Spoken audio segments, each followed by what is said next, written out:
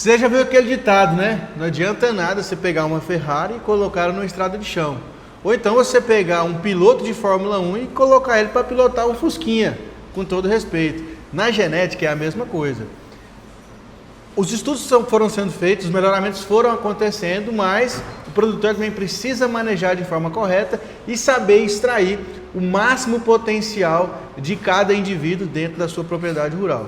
Por isso, nesse episódio de hoje, nós vamos abordar aí o assunto de melhoramento genético dentro das raças zebuínas. Então, seja bem-vindo para mais um episódio do nosso podcast Goiás Agro, sempre aos domingos aqui às 7 horas da manhã, aos sábados às 18 horas e às terças-feiras também às 7 horas da manhã, para você não perder nenhum episódio. E você também pode acompanhar todo o nosso conteúdo dentro do nosso canal do YouTube. Lá no canal Podcast Goiás Agro, você digita no YouTube, você vai encontrar. Já estou com o meu cafezinho aqui na mão, porque hoje o assunto é pecuária, principalmente focada em gado de corte. A nossa convidada é zootecnista com graduação pela Universidade Católica de Goiás e possui especialização e mestrado em produção animal pela Universidade Federal de Goiás. Atualmente ela é responsável técnica do escritório regional da ABCZ em Goiânia, onde atua diretamente com produtores rurais, promovendo o melhoramento genético e fortalecimento da pecuária zebuína. Com ampla experiência em produção animal, ela acompanha de perto a evolução da genética do campo e os impactos na produtividade e qualidade dos rebanhos brasileiros. Nossa convidada é a Vanessa Barbosa. Tudo bem, Vanessa? Oi, Pedro, tudo bem? Primeiramente, gostaria de agradecer, estar participando aí e compartilhar um pouquinho, né, do que a gente conhece aí do zebu nesse cerrado nosso. Bom demais, Vanessa. Nós que agradecemos aí a disponibilidade da agenda, né? Estamos aqui na nossa querida Emater, na Estação Nativos do Cerrado, nosso ponto para conversar com você. Vanessa, vamos lá, né? Acho que antes de tudo a gente precisa contextualizar para quem está assistindo aqui o podcast o que é a ABCZ. A ABCZ é uma associação, né? Uma associação responsável pelo registro do gado zebu em todo o território nacional. Essa função foi delegada à ABCZ já há bastante tempo, né? Nós somos vinculados ao Ministério da Agricultura. O registro cabe à ABCZ desde 1934. Então, o que é raça zebuína está aí na mão da ABCZ para promover toda a parte de avaliação, registro, melhoramento genético e promoção dessas raças. Então, trazendo para o padrãozão brasileiro aqui, digamos que a ABCZ é o cartório de registro dos animais de raça pura. Do zebu. Do zebu. Do zebu. Focado do zebu. E o que é o zebu? O zebu, nós temos raças que foram oriundos, né, da Índia, né, que foram importados da Índia, raças puras como Nelore, como Guzerá, como Sindh, como Gir. Nós temos raças que foram formadas a partir de cruzamento com o zebu. Tem a raça Brahma, tem a raça Tabapuã, a raça Indo-Brasil. Então são 9 raças que a ABCZ é responsável por toda a parte de avaliação e registro genealógico desses animais. Entendi. Então ali a gente pega ali Nelore, Brahma, Tabapuã, Guzerá, Gir. Nós temos a raça Cangaiã também. Cangaiã. E o Punganur também, que é uma raça zebuína de pequeno porte, importada da Índia também, que passou a fazer parte do nosso regulamento aí em 2019. É a raça mais recente. Entendi. Então, assim, falando de uma maneira leiga, para quem está assistindo a gente pode falar que o zebu é o que tem cupim? Exatamente. Tendo cupim e barbela... Cupim e barbela. Exatamente. Nós sabemos que é zebu ou que tem aí um grau de sangue de zebu. Entendi. E aí o papel da ABCZ é justamente fazer os melhoramentos genéticos desse animal para que eles possam expressar o melhor potencial zootécnico dele. Exato. A ABCZ tem aí uma série de ferramentas e serviços que são disponibilizados para as fazendas que são associadas, né? Cuja missão é produzir animais melhoradores, zebuínos, né?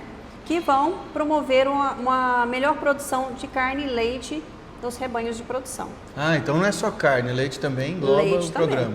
nós temos as raças zebuínas com aptidão leiteira. O Guzerá é um exemplo, né? Que é um animal que tem dupla aptidão, né? É, dupla aptidão. O Gir, o Guzerá e o Sindhi são animais que têm aí na sua genética linhagens leiteiras que foram identificadas, informações foram coletadas da produção de leite, mensurações, e já se identifica aí muito bem esses animais. Entendi. Vanessa, e atualmente existe um programa de melhoramento específico da BCZ, que vem sendo estudado? Como que é feito? Sim, na BCZ nós temos o PMGZ Corte, que é o programa voltado para a seleção das raças zebuínas com aptidão corte. Para o Nelore, para o Sindhi, porque o Sindhi nós temos aptidão corte e aptidão leite. O Brahma, né? O Guzerá. Então, as raças que têm aptidão corte, elas são mensuradas através do controle de desenvolvimento ponderal, que é coleta de informações do crescimento do animal, né? Peso aos 210 dias, peso a 1 ano de idade, peso aos 450 dias, medidas de área de olho de lombo, espessura de gordura, ou seja, características relacionadas à produção do gado de corte, né? Que a gente quer que transmita aos animais de corte. Então, esse é o PMGZ corte. Tem o PMGZ leite, onde avalia dentro dos rebanhos da seleção das raças zebuínas leiteiras a produção de leite, porcentagem de gordura, porcentagem de proteína, a idade do primeiro parto. Então, as características avaliadas são diferentes, são voltadas aí para a seleção para o leite. Entendi. Vanessa, e como que você vê os impactos diretos desses programas para aquele produtor rural que está lá na ponta, dentro da propriedade, lá produzindo, né, e cumprindo seu papel? É de extrema importância, porque o melhoramento genético, ele é uma estratégia de trabalho. Se você quer produzir com excelência, você precisa usar uma semente de qualidade. O que você quer produzir lá na frente? É leite? É queijo? É um bezerro desmamado pesado? É uma fêmea precoce? Então depende, porque é uma carcaça com bom rendimento, com bom acabamento, com bom peso final. Então, se você quer um produto padronizado, você precisa usar uma genética que vai entregar o que você busca para o mercado que você vai atender, seja o mercado interno, seja o mercado externo. Então, hoje o melhoramento genético é uma estratégia de trabalho muito interessante. E a raça que você vai utilizar, seja para cruzamento, ela precisa ser muito bem definida para que você possa produzir aí, tendo um retorno financeiro muito bom. É isso que eu ia te perguntar. Você vê que é uma estratégia que faz com que o produtor ganhe mais dinheiro na propriedade ao aderir a um programa deste melhoramento? Exatamente. Ele consegue utilizar hoje, comprar um animal, seja um macho, uma fêmea, produzido nessas fazendas que trabalham com o melhoramento genético, ele compra um pacote tecnológico, na verdade. Já pronto e melhorado, né? Já melhorado para transmitir as características que ele precisa para o rebanho dele. E não é só uma característica. Quando ele adquire uma matriz ou um reprodutor, está ali avaliado para características de crescimento, características de reprodução, características de carcaça, morfológicas e as avaliações visuais também que são feitas pelos técnicos de campo, né? A BCZ tem ali mais de 100 técnicos a campo que fazem a seleção a partir do RGN, Registro Genealógico de Nascimento. Então, aquela avaliação começa a partir do visual. A gente concilia características de desempenho produtivo com a avaliação visual, com a genealogia, para que realmente o comprador possa levar aí um animal que vai transmitir o que a gente gostaria que levasse adiante aí para os rebanhos comerciais. Então, aquele produtor que participa de um programa, ele vai ter acesso a um técnico que vai visitar a propriedade dele e vai fazer esse acompanhamento junto, para fazer essa coleta de informações para passar para o programa de melhoramento. Exato. As fazendas que participam dos programas de melhoramento genético, que são associados à BCZ, têm essa rotina de visitação às fazendas, né, para avaliação dos animais. Primeira avaliação chama RGN, Registro Genealógico de Nascimento. É uma avaliação provisória do bezerro. Ele é avaliado até os 12 meses de idade. Nessa avaliação, o técnico vai ver desempenho do animal em relação ao grupo contemporâneo, ou seja, em relação àqueles que nasceram na mesma época. Como que está o desempenho desse bezerro? Peso no desmame. Está satisfatório? Ele está acompanhando o desempenho dos machos e das fêmeas daquele mesmo grupo? Ele atende o padrão da raça? Cada raça que eu mencionei tem um padrão do que é ideal para as características. É a avaliação do exterior do animal. Ele atende o que preconiza para aquela raça: formato de cabeça, tamanho de orelha, formato de orelha, saída de chifre ou ausência de chifre, porque tem raças, por exemplo, o tabapuã é uma raça que não tem ausência de chifre, né? A raça e tem a orelha meio caidinha assim também, né? Orelha mais pesada, orelha mais pendulosa, pelagem do animal, né? As pelagens que são aceitas. Então, toda a avaliação do exterior é realizada no momento do RGN. E desempenho também. Desculpa só cortar a senhora, mas aí são avaliadas aquelas características que são inerentes ao zebu.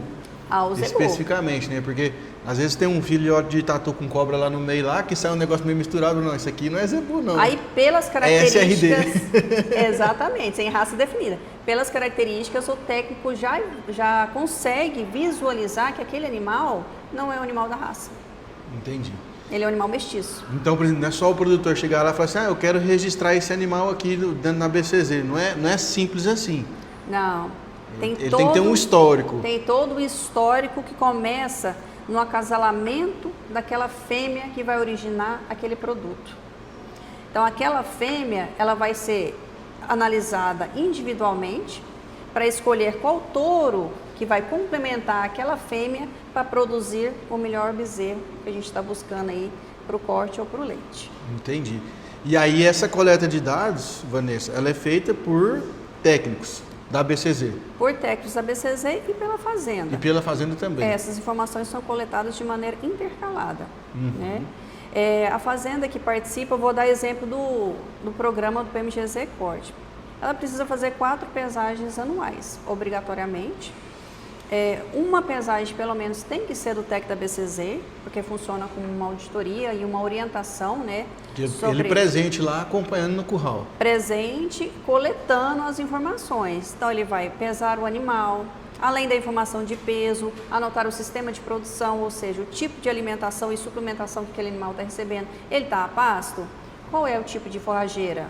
Está recebendo suplementação? É uma suplementação proteica? É uma suplementação proteica energética? Ele vai anotar as informações. O bezerro está desmamado? Ele está sadio?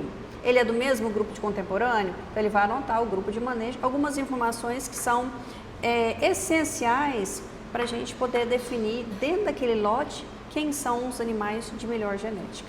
Entendi. Vanessa, e para o produtor fazer parte desse programa, ele tem algum custo? Como que funciona a questão porque se o técnico vai lá, ele tem a despesa ali, tem alguma coisa que é despendida, né? Isso.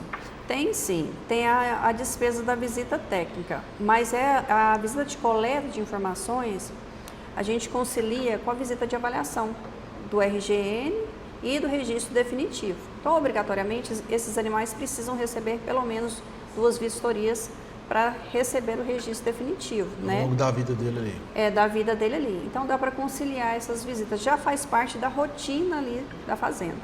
Entendi. E aí essa coleta ela é feita na propriedade rural, por exemplo, por um software de gestão da fazenda, por uma planilha de Excel, ou da caderneta? Nós temos aí fazendas já que utilizam as tecnologias, né, disponibilizadas, então tem programa sim de gerenciamento de informações. A BCZ tem uma plataforma que permite que ele lance direto nessa plataforma. E tem quem faz ainda manual, né? Usa ali as suas cadernetas, as suas planilhas, com as informações, para que anote e depois lance aí no nosso sistema e que envie as informações para o nosso departamento aí do melhoramento genético. Então nós temos aí criadores altamente tecnificados, quem faz ainda manual. Tem mesmo? Tem. Mas também tem aqueles que usam softwares que mandam isso online também? Tem as fazendas que os animais já têm identificação via brinco, faz a leitura, já lança direto na balança, né? O animal passa na balança, né? E já lança direto no sistema. Isso evita até que a informação seja transcrita, né? Reduz aí a possibilidade de erros também. Entendi. Vanessa, assim, se você não souber, não tem problema, mas você tem um número mais ou menos de quantos animais fazem parte desse programa de melhoramento? Tem. No PMGZ Corte, nós temos aí um banco de dados com 24 milhões de informações. 24 milhões? Sim. No controle leiteiro, que alimenta o PMGZ Leite, são mais de 1 milhão de controles leiteiros. Então, na parte do programa de melhoramento genético das raças zebuínas leiteiras, o Giro, o Guzerá e o Sindi, o acompanhamento da coleta nas fazendas é via controle leiteiro, mensuração da produção de leite. Então, essas fazendas são visitadas a cada 45 dias ou bimestralmente. Um técnico credenciado que colhe essas informações, ou seja, ele vai ficar lá para aferir a produção de leite da vaca no período de 24 horas e faz isso até o fechamento da lactação. E é dessa maneira que são identificadas as famílias, as linhagens aí que são produtoras de leite. E não é só a produção de leite, né? Avalia-se a quantidade de leite produzido, a persistência de lactação, o teor de gordura, o teor de proteína, a idade ao primeiro parto dessas fêmeas, várias características aí são avaliadas. Perfeito. Vamos para o intervalinho rapidinho e já voltamos. Só o prazo de botar mais café aqui. Estamos agora para o segundo bloco do nosso podcast Goiás Agro. Estávamos aí falando sobre os programas de melhoramento genético da BCZ juntamente com a Vanessa. Explorando aí os animais da raça zebuína, né? Lore, Brahma, Guzerá, Tabapuã. Ela estava explicando sobre os indicadores zootécnicos que são avaliados nas propriedades rurais e são enviados pelos produtores para a BCZ fazer a avaliação desses animais e assim então classificar e fazer todo o estudo e a classificação, né, para melhorar esses animais ao longo do tempo, né? Porque na verdade o programa de melhoramento genético é infinito, né, Vanessa? Exatamente. Não acaba nunca, né? Não acaba nunca. Quanto mais informações nós temos coletados a campo aí dos filhos, né, de matrizes, de reprodutores, melhora a confiabilidade dessas informações. Mais certeza a gente vai saber do que eles transmitem ou não para as futuras gerações. Porque sempre vai ter algo para melhorar, né? Sempre tem algo para melhorar. Existe uma variabilidade genética aí muito grande, né? O programa é dinâmico, cada vez mais você estuda, né, as características, os parâmetros, as correlações que existem entre as características e vai se aprimorando aí essa ferramenta para que você tenha aí uma informação assertiva. Perfeito. Vanessa, e falando aí sobre a BCZ, né? Anualmente a BCZ tem alguns eventos aí de destaque, não diria nacional, mas até a nível mundial, né? Sim, nós temos 2 grandes eventos que acontecem em Uberaba, né? A sede da BCZ é em Uberaba. Nós temos tradicionalmente a Expo Zebu, que é a maior exposição de gado zebu do mundo. Ela acontece do dia 24 de abril até o dia 5 de maio. Esse ano é a 91ª edição da Expo Zebu. Mês que vem, inclusive, né? Mês que vem, já estão todos os preparativos encaminhados ali. Então, nós temos julgamento das raças zebuínas, né? As fazendas se preparam para levar a genética das raças zebuínas e mostrar o que tem de melhor aí dentro das famílias, dentro dos rebanhos. Então, nós temos pista de julgamento, nós temos torneio leiteiro, palestras, visitações, representantes de diversas embaixadas também visitando, colégios, produtores, enfim. Nós temos ali uma visitação muito grande e quem tiver a oportunidade, visite. É um evento muito bonito. É gratuito o acesso ao evento? O acesso ao parque, sim. E temos também, no mês de agosto, a Expo Genética, que é o encontro dos principais programas de melhoramento genético. É um evento bacana também, que traz aí tudo que há de mais novo nessa tecnologia e animais, leilões. E aí Uberaba também? Uberaba também, aí no Parque Fernando Costa. Perfeito. Vanessa, e por que Uberaba é o berço do Nelore do Brasil? Qual que é a relação de Uberaba com o Nelore? Porque a Expo Zebu é lá, a sede da BCZ Nacional é lá também, não é? Exatamente. A sede é lá, nós temos 24 escritórios no Brasil, com equipe aí de 101 técnicos. Em cada estado. Cada estado praticamente a gente tem, né, um escritório. Em Minas temos 3 pontos, né? Tem o escritório em Belo Horizonte, tem a sede em Uberaba e tem em Montes Claros também. Então tudo praticamente iniciou ali, né? Naquela região de Minas Gerais. O Nelore é uma raça que foi importada, o Guzerá, o Gi, foi importado na época da colonização, né? Outras importações importantes de genearcas da raça Nelore, principalmente, foram feitas, a raça Gi, foram feitas posteriormente. Mas o berço é ali, né? Existem grandes criatórios tradicionais aí de muitos anos de seleção. Então, o gado Nelore veio nas caravelas portuguesas, posso falar isso? No século XIX, praticamente ali pelo imperador Dom Pedro I, né? Por Dom Pedro, então. Exato. Já era Brasil Império, já, né? Já. Que legal, né? O Brasilzão nosso tem história e a pecuária faz parte da história do nosso país também, né? Porque, Vanessa, eu estava vendo um estudo, né? O Brasil hoje tem aproximadamente 5 mil e poucos municípios. 5.100 alguma coisa, né? Não vou lembrar de cabeça. E que pecuária é a única atividade que tem em quase 99% desses municípios. É uma atividade de corte ou de leite praticamente em todos os municípios, como acontece aqui no estado de Goiás também. Perfeito. Vanessa, tem uma dúvida minha, né? Que assim, é muito comum, né, a gente visitar as propriedades, principalmente de gado elite, né? Porque a gente fala que são os animais registrados. A gente vê lá, por exemplo, LA não sei o que, PO, POI. Qual que é a diferença dessa sopinha de letras aí para quem está escutando aqui? Porque eu tenho certeza que essa é uma dúvida que deve chegar muito. Sim, é uma dúvida. São as categorias. São as categorias. Registramos os animais em 3 categorias. Certo. O LA que você mencionou, hoje a nomenclatura é PA. PA, puro por avaliação. Essa nomenclatura mudou aí por exigência do Ministério da Agricultura. O PA é o animal avaliado, principalmente essa categoria principalmente para fêmeas, né?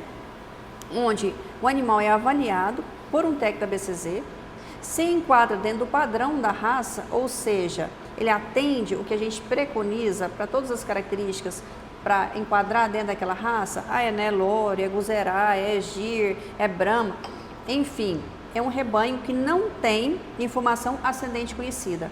Porém, na avaliação visual, é possível ver que é um animal da raça. Que tem as características zootécnicas, barbela, cupim. Formato de cabeça, formato de crânio, fronte, tamanho de orelha, formato de orelha, saída de chifre, tamanho de marrafa, enfim, todo o exterior.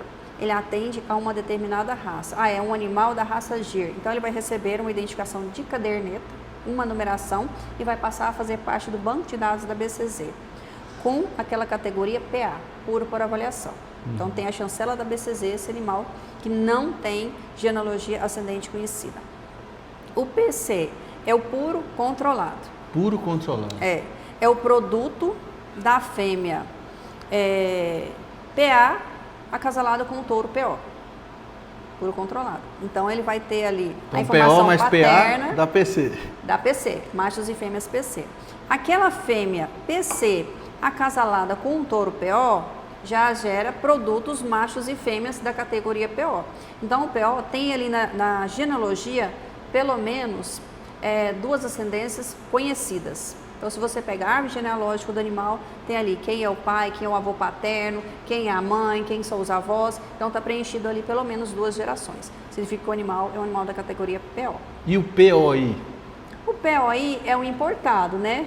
No caso, ele não chega a ser uma categoria. A categoria que nós temos é o PO, o PA e o PC. São esses 3. O POI ele é importado, mas ele incorpora aí dentro do PO, né? Entendi.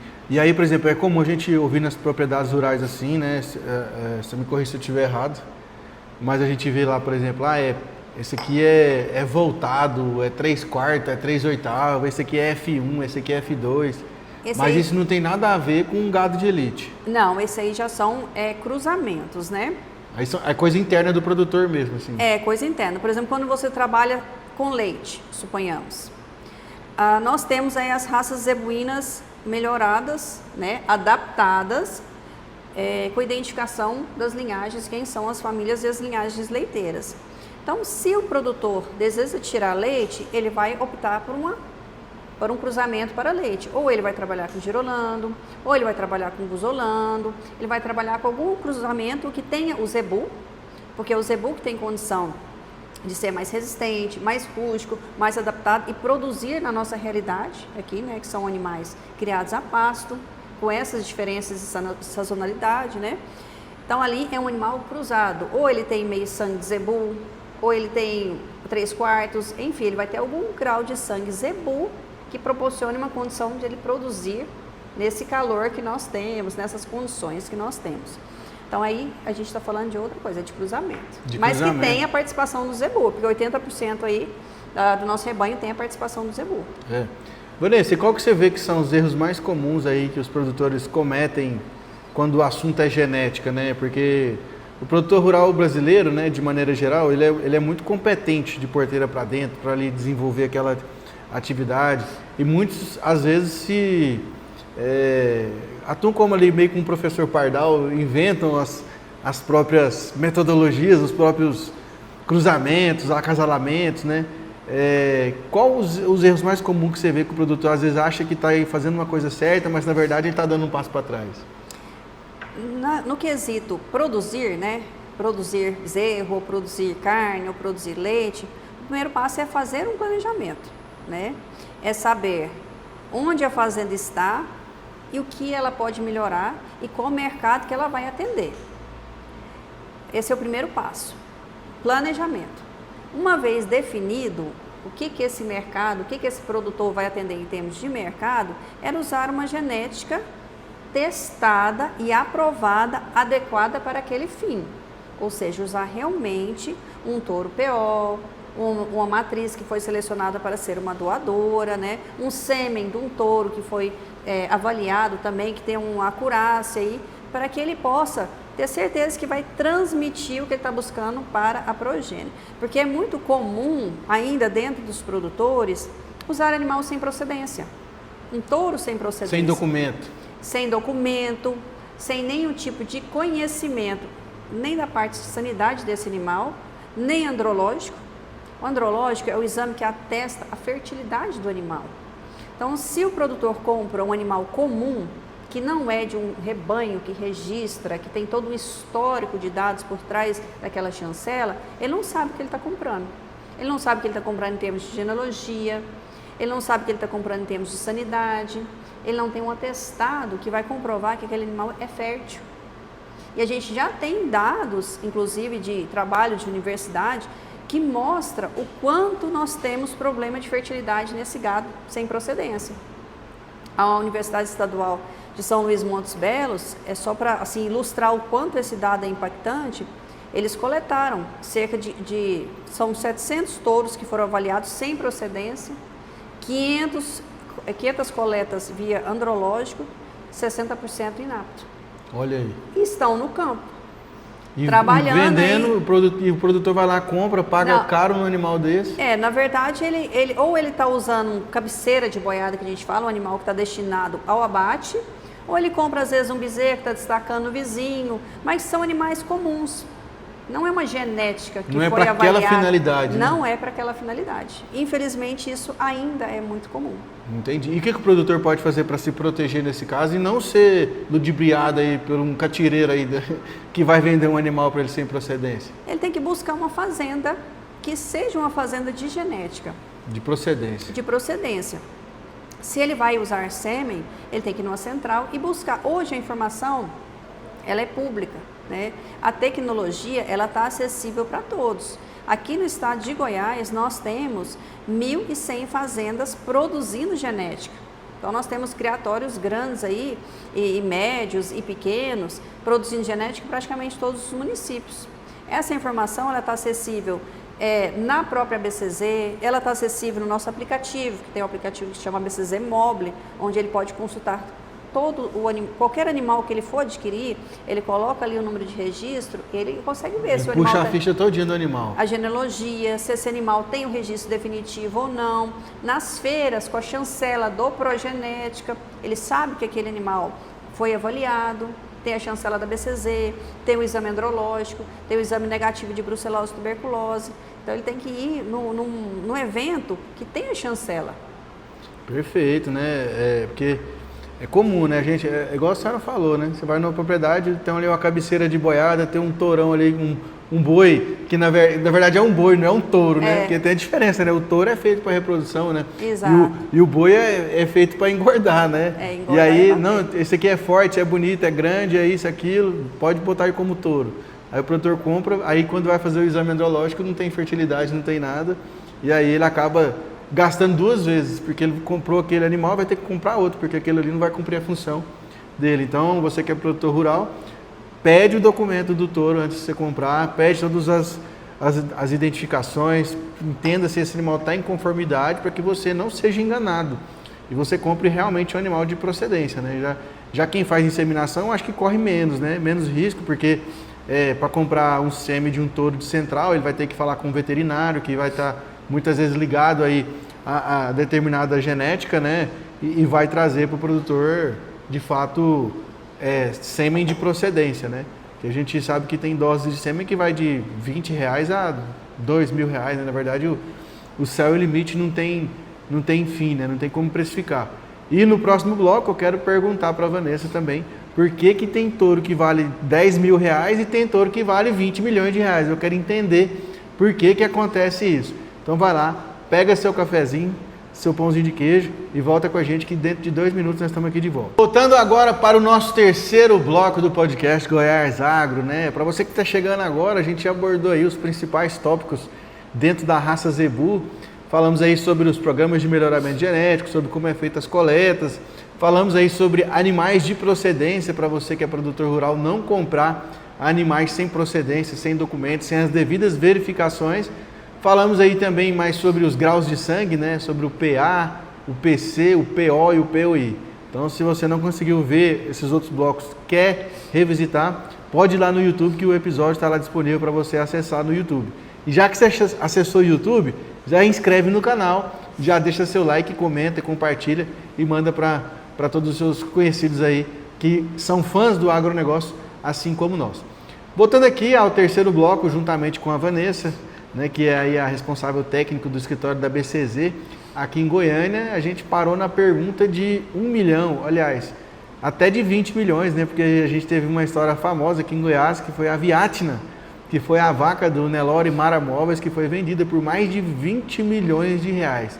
E aí eu queria entender, queria pedir para a Vanessa explicar para a gente aqui, para o nosso público, por que tem touro que vale R$1.000 e tem touro que vale 1 milhão e da mesma maneira as matrizes, né? O que faz, Vanessa, essa diferença tão absurda de valor de um animal para o outro?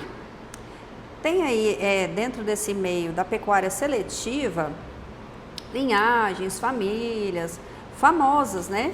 Que vêm participando aí das pistas de julgamento, dos leilões, que têm filhos que se destacam, né? Principalmente nesse meio das exposições. Nas pistas. Nas pistas. Então isso acaba agregando valor aí, por conta de família mesmo. E eleva esses valores aí, essa genética acaba sendo muito disputada, mas a genética ela é acessível para todos, né? Do mesmo jeito que tem esses animais com alto valor agregado, nós temos aí a genética que é produzida para que o produtor rural adquira aquela genética para produzir em seu rebanho. Então tem ali touros que vão atender o pequeno produtor, o médio produtor rural, o grande produtor, né? Animais com um valor girando em torno de 40 a 60 arrobas no quesito quando a gente fala de reprodutor, né? Então essa genética ela varia muito os valores em função muitas vezes aí de famílias terem participado aí de pista e ter bastante premiações. Entendi. E apesar desses altos valores, igual a senhora falou, isso não significa que inviabiliza para aquele pequeno produtor, porque às vezes ele não vai comprar lá o sêmen do touro backup, né, ou do boi bandido, que seja assim, né, assim, de grife. Uhum. Mas ele tem uma série de outros animais que tem genética, que tem procedência, que ele pode comprar essa genética por um valor bem mais acessível. E um animal de excelente qualidade. Né? Ele pode comprar um animal de excelente qualidade ali num valor que atenda, eu quero comprar um tourinho para colocar na minha 100 vacas, 200 vacas, 50 vacas que eu tenho ali, seja de corte de leite. A genética existe, ela está no estado, em todos os estados a gente tem ela, basta você buscar ela ali a partir dos nossos aplicativos, você consegue sim adquirir essa genética nesse valor acessível. É porque a mídia divulga mais os animais valor, né? Mais bem avaliados, né? Porque você pega ali, né, igual A Viatna ficou famosa, né? Que foi a vaca aí de 20 milhões, né? Ficou. Não posso nem falar vaca, né? É matriz, né? É matriz. Ela ficou famosa durante um treinamento, inclusive, através da nossa parceria BCZ Emater. Você já viu ela? Já. Nós levamos os extensionistas até a propriedade, né? E eles tiveram a oportunidade de visitar o plantel, entender todo o processo de seleção, a participação. Essa parte de exposição é muito da divulgação das raças, né? É ali que os pecuaristas, os selecionadores levam os animais para serem avaliados, para serem julgados. Então, aqueles animais são tratados com uma alimentação diferenciada para realmente mostrar o potencial. Então, são animais ali que crescem aos olhos mesmo. Também tem o fator marketing, né? Marca, né? Também que influencia, né? Igual Tem. um Rolex, né? Todo mundo sabe que é o relógio famoso. Também tem ali aquele Nelore que tem aquela marca famosa, né? Tem algumas marcas tradicionais mais famosas e isso agrega valor. Uma coisa é o criador estar ali selecionando há 15 anos, outra coisa ele está selecionando há mais de 100 anos. Ele tem uma consistência ali. 3 gerações, né? Três gerações. E hoje é muito fácil começar um rebanho com qualidade. Porque nós temos aí a tecnologia de FIV, de TE, que permite você adquirir uma fêmea de um plantel que está selecionando há 100 anos e começar seu rebanho a partir desses animais, né? Então você ganha ali várias gerações de melhoramento genético. E Vanessa, mas a gente falou da Viatna, né? Que foi a vaca aí, né? Famosa, a matriz famosa. Mas a gente também sabe que dá para ganhar muito dinheiro também com o mercado de sêmen, né? De touro, né? De central, né? Então, Sim. Um animal desse aí de elite aí mesmo, de grande produção e procedência aí, dá para fazer muito dinheiro, né, com a venda de sêmen, né? A contratação de touro para a central é uma vitrine para a fazenda. Uhum. Então, se a fazenda chega a ter a oportunidade de levar um touro para a central, já faz uma divulgação boa da marca, né? E a grande realidade hoje é o touro, no campo. No campo. Né? A técnica de inseminação artificial, principalmente depois que foi introduzida a IATF, inseminação artificial em tempo fixo, ela cresceu bastante, né? A porcentagem de vacas que têm a oportunidade de ser inseminada. Mas ainda temos ali, vamos dizer, 80% das matrizes que precisam ser cobertas por touro no campo. É mesmo. Mas você não acha que é uma tendência que o touro tende a assumir mais as propriedades com os do IATF? Tende a diminuir. Diminuir. Assumir não. Assumir não dá, Assumir né? não dá, porque a gente produz animais a pasto, né? Muitas propriedades ainda não têm a estrutura para você fazer uma inseminação artificial. Uhum. Então é necessário ter uma mão de obra treinada, uma estrutura de curral, de tronco de contenção.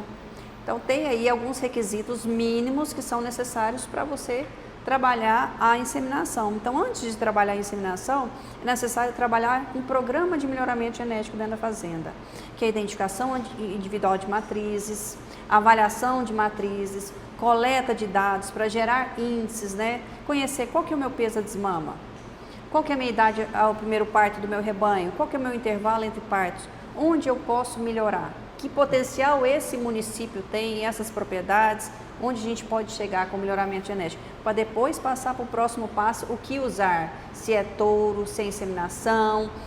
O leite tem que usar as biotecnologias, o caminho do leite é as biotecnologias, mas em termos de rebanho, de corte, nós precisamos trabalhar touros de qualidade e depois pensar aí sêmen também de qualidade. Então, resumindo, né, doutora? Ela pediu para não chamar ela de doutora, mas ela é doutora no assunto, ela domina, né, muito o conhecimento. E a pessoa, o produtor precisa, então, de fato, primeiro, antes de investir na genética e ter todo esse potencial utilizado na propriedade, fazer a tarefa de casa bem feita, né?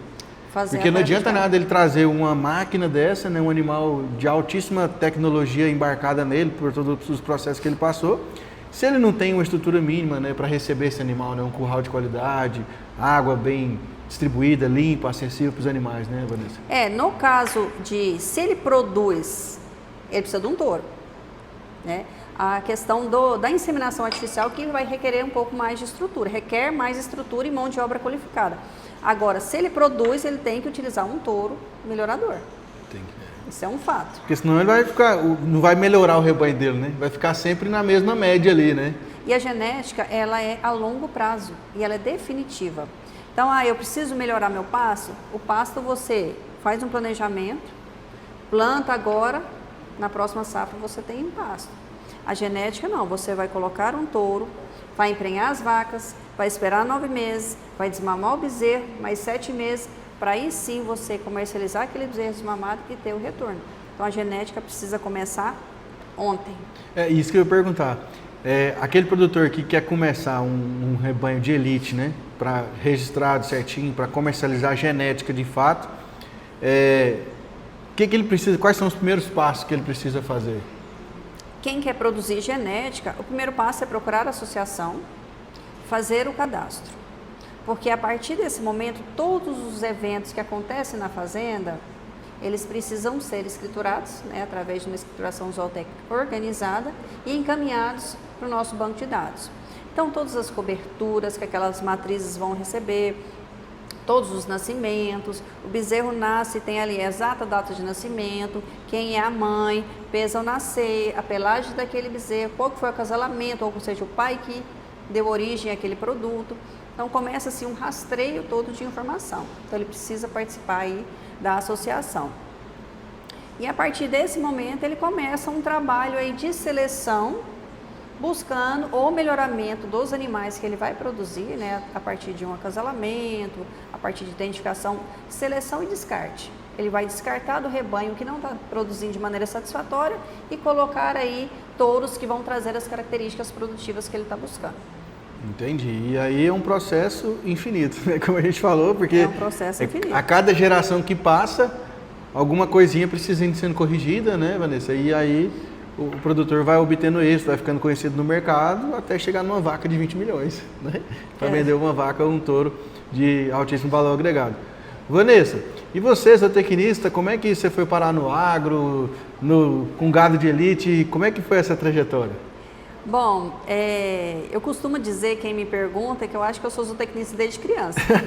Porque na minha família, assim, eu sempre tive a oportunidade de ter animais, né? Na minha infância eu tive cachorro, gato, codorna, passarinho, cavalo. Então eu sempre estava ali envolvida nesse meio. Desde criança eu moro numa chácara, né?